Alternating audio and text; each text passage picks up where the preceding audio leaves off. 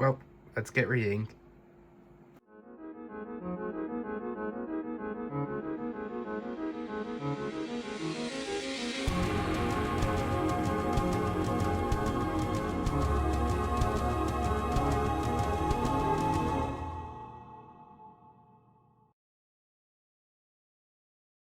I love Deltarune. Deltarune is my favorite story game ever, with great art, music, and story, obviously.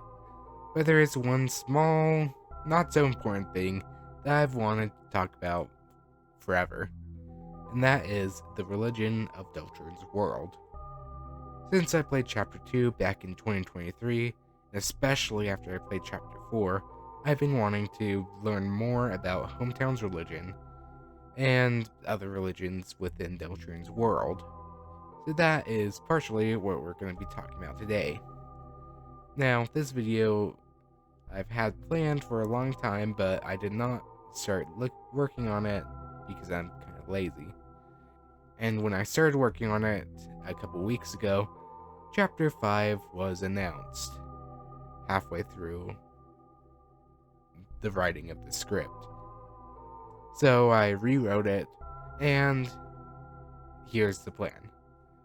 Since I cannot make the full thing I wanted to, I'm going to make it 2 parts, or more of a pre-chapter 1 through 4, more like messy version, and then a more put together one after chapter 5, which will also add chapter 5 stuff, Lord of the Hammer, and other religions that might exist. Now, why am I not talking about Lord of the Hammer? It's a bit too much for me to put together in the time frame I have given myself. So, this is going to be more of an overview. So, let's start with an overview of the overview. Let's begin.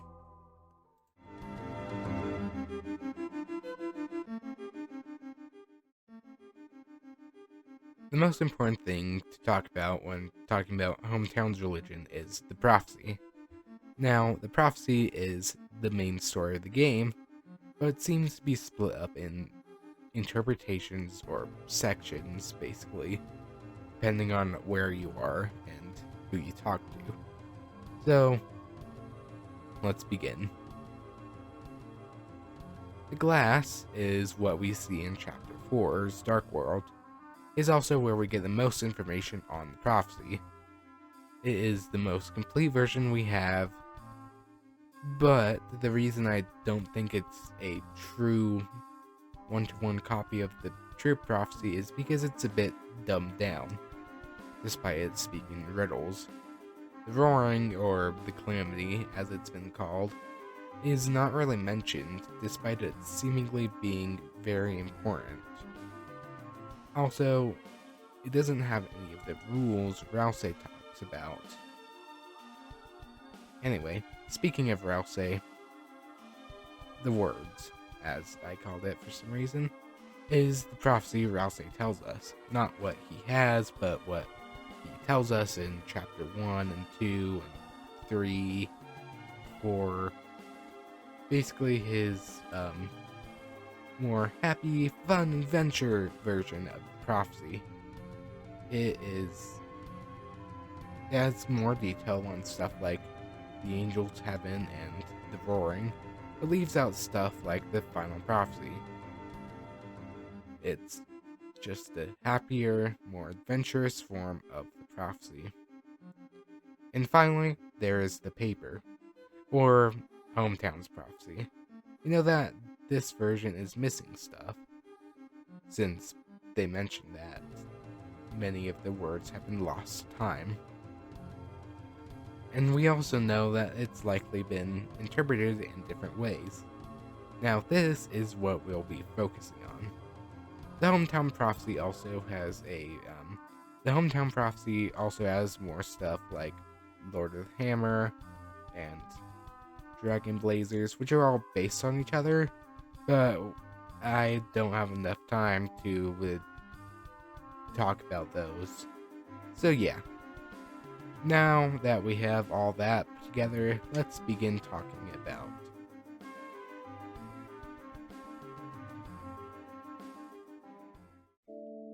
the holy words are likely what they believe to be the most important part of the prophecy, or maybe just an overview of it.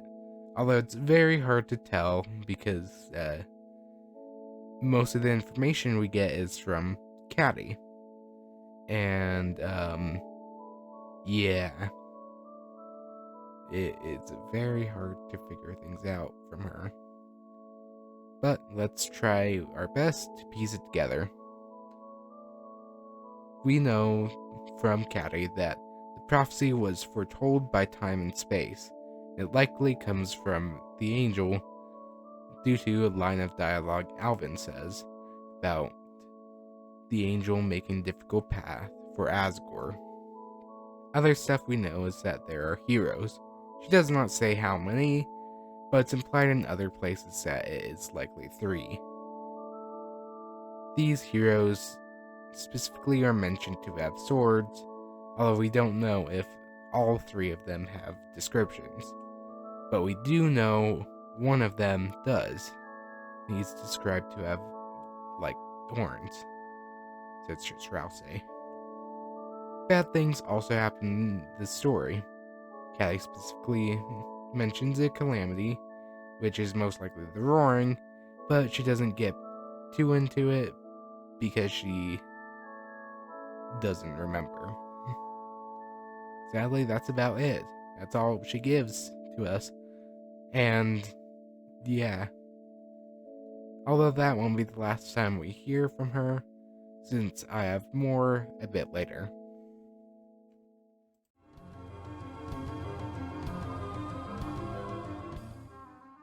Now, this section was originally going to be about general beliefs, but I decided to give the angel its own small section. They seem to have one godlike figure, meaning the religion is monotheistic. This figure is called the angel. The angel is the one they believe wrote the prophecy. Now, I'm not going to get into who or what the angel actually is because that would probably take up way too much time. But yeah. Now, this angel is also who they pray to, and they believe it watches over them. Also, the angel in the religion is related to light. This is also something I'm not going to get into, but everything else related to the hometown religion's angel relates to light, even though it probably also has connections to darkness due to certain angel-shaped dark beast in the room. Also, another thing to add to this part about the angel is the fact that it does have something to do with the holidays. No, not the family time of year.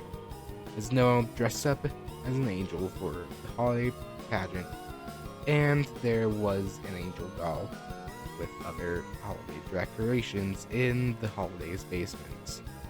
Oh my, that is so many holidays.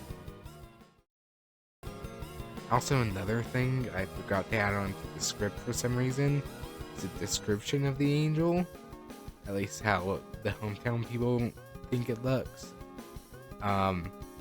It has wings, and also has a halo as depicted on the angel doll in the basement. Yeah.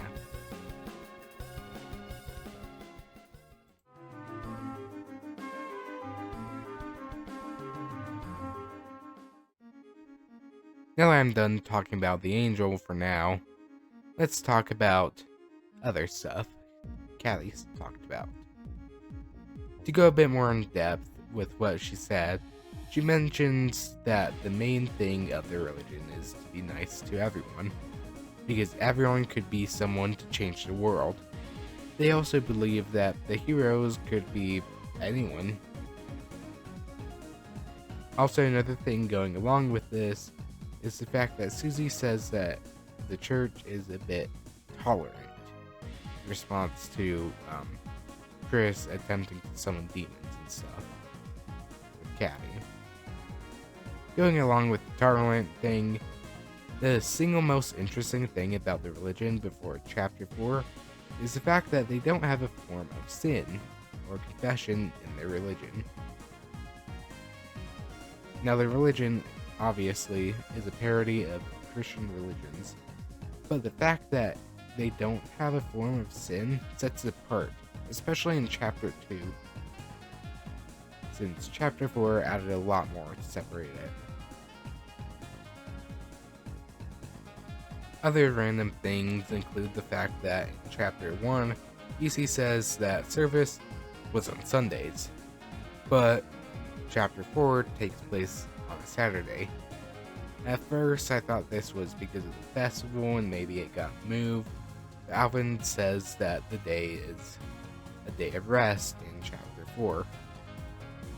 This might just mean that the main day of service is a day of rest, and because the festival is a big thing, they moved the main service. That's what I'm going along with, but it seems like this religion doesn't have like a special day of the week, or like any relation to the days of the week. But I guess we'll see in Chapter 5. And then an even smaller thing, which is barely mentioned despite a lot of religions this being the main selling point, is an afterlife. We basically know nothing about this religion's afterlife. All we know is that burial is special, and that the object is specifically buried in the ground to connect this earth to the divine.